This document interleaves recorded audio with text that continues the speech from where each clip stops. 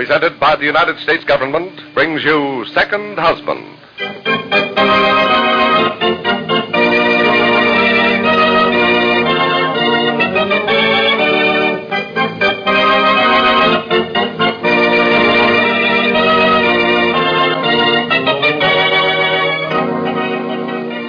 The Columbia Broadcasting System, in cooperation with the United States government, has the pleasure of bringing its listeners a new series of programs, a different kind of series.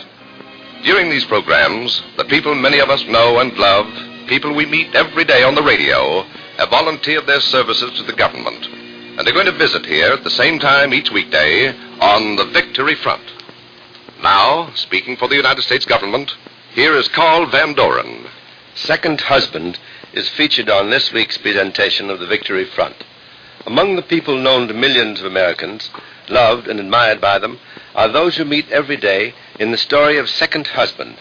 Brenda Cummings and her friends have been doing all they can on the home front to help our boys on the fighting fronts, faced with the same intimate problems you face every day.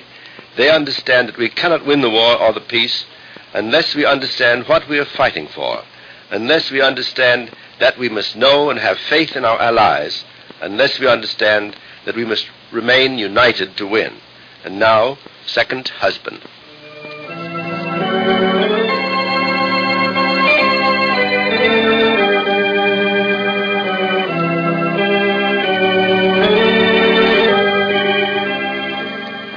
Second Husband. We bring you now the story of beautiful Brenda Cummings, who was a young widow with 2 children living in Montana until she married wealthy, distinguished Grant Cummings and went to New York, where their son was born, where Grant lost his fortune, and where Brenda became a famous actress.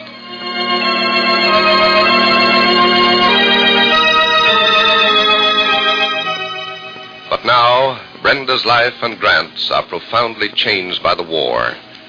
On dimly lit Broadway, Brenda is starring in a successful New York play, and Grant is now Lieutenant Commander Cummings aboard a submarine somewhere in the dark waters of the Atlantic. As millions of others, these two who love each other are separated. Tonight, Brenda is in her theater dressing room, and with her is her loved old guardian, Ben Porter. It's Christmas Eve. Christmas Eve, 1942. Brenda's lovely face is reflected in the mirror, but Ben is leaning toward her anxiously as she says, Ben, 15 minutes before the curtain goes up, and it means so much to me to be at my best tonight. Oh, Brenda, gal, I've never known you not to play your best. Yes, but tonight is Christmas Eve, Ben. Christmas Eve. Oh, I'm not worthy of Grant if I can't be as brave as a wife should be when her husband is not with her for Christmas. Oh, honey, you're doing just fine. Oh, no.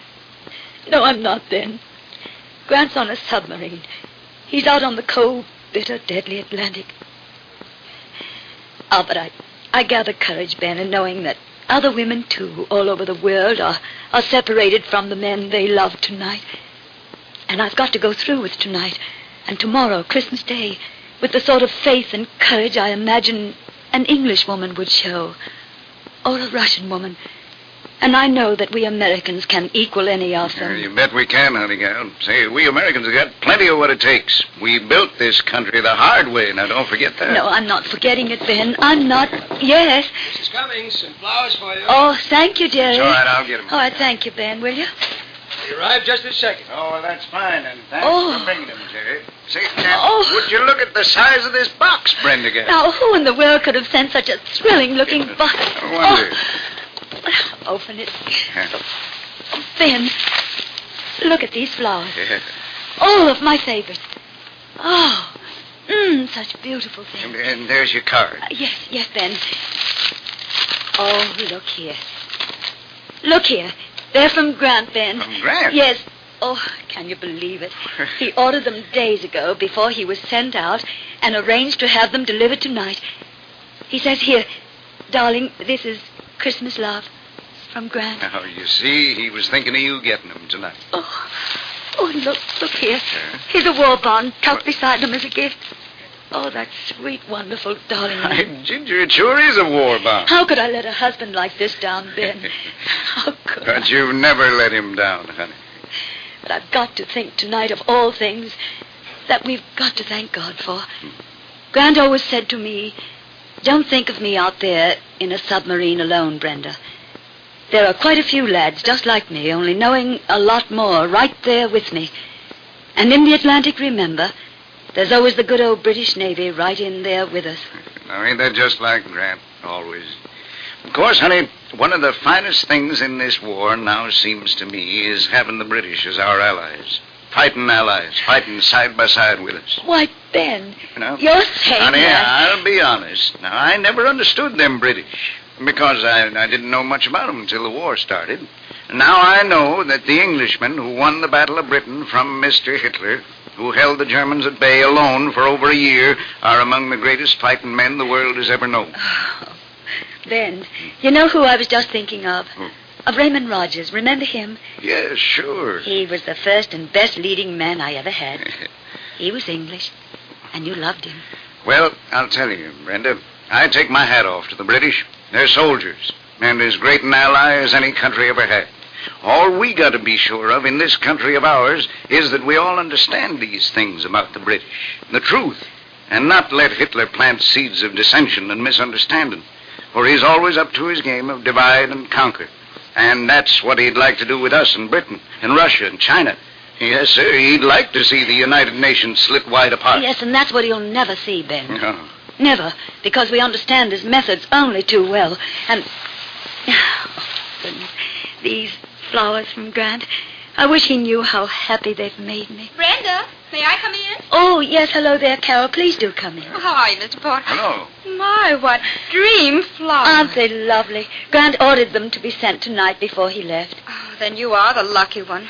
I feel about as much of a glamorous actress tonight as an old stick. Oh, poor darling. What do you mean by that? Have I a fiancé whose family teased him on money bags, or haven't I? Oh, Carol, what a way to talk about Deke.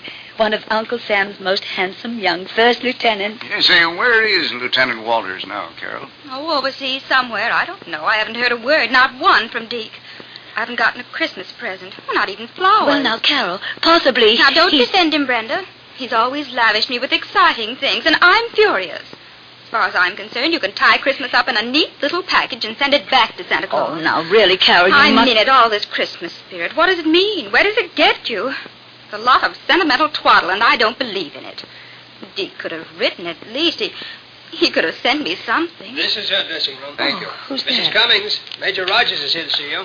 What? Major Rogers? Rogers? Brenda. Oh, why, Raymond, it's you. Brenda, it's splendid to see you. Why, this can't be true. What do you know? Hello, Raymond, of all people. Well, by Jove.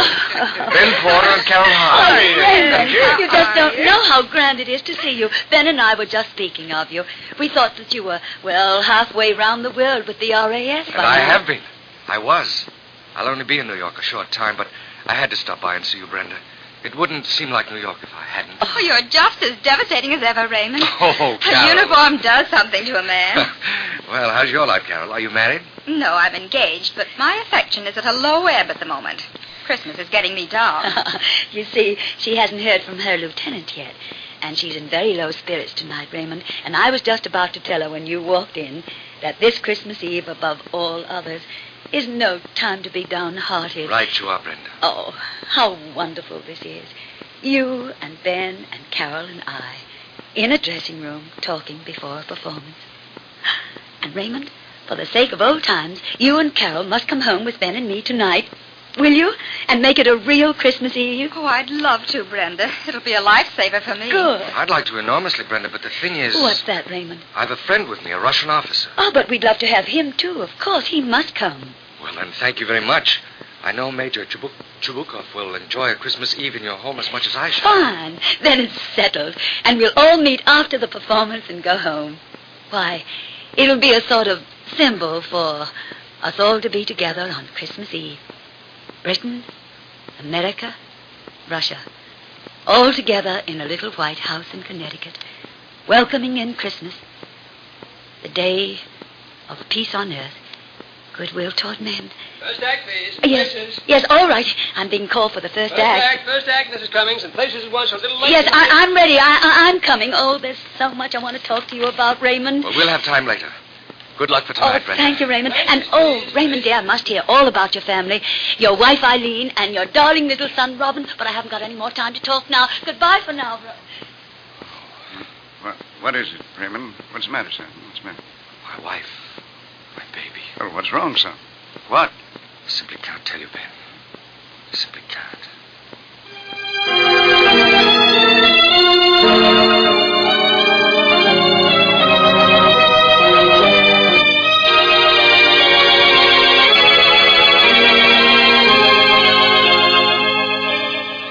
A silence in the room. A silence heavy with unspoken words. Ben has turned away from the dark pain in Raymond's eyes. But Ben feels that somehow his question has been answered. Listen tomorrow. You won't want to miss the emotional scene in the little white house in Connecticut in the next chapter of Second Husband.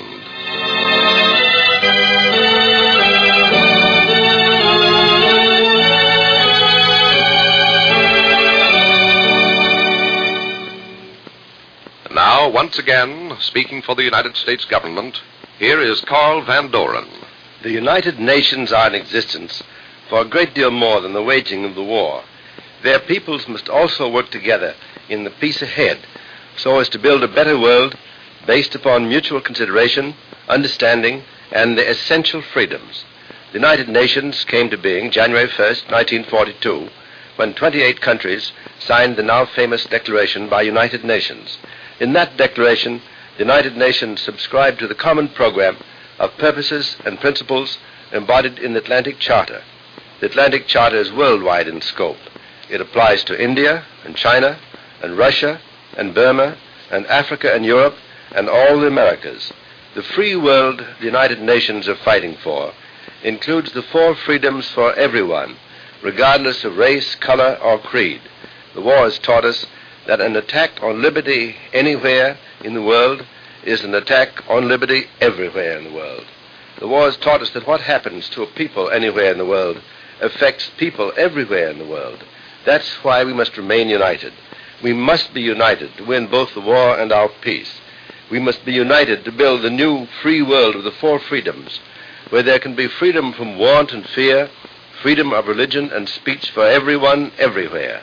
Alone, no nation can guarantee the benefits of the principles outlined in the Atlantic Charter. Together, the United Nations can guarantee the fruits of victory to all countries and to all peoples.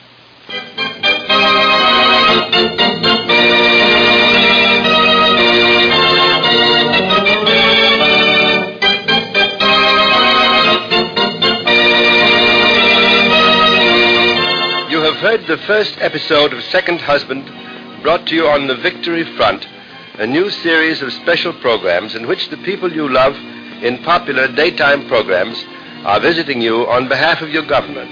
The United States government wishes to thank all who are donating their talents to score one more blow for victory, including members of the American Federation of Radio Artists. Listen tomorrow at this time for episode number 2 of Second Husband in this story about the United Nations on the Victory Front.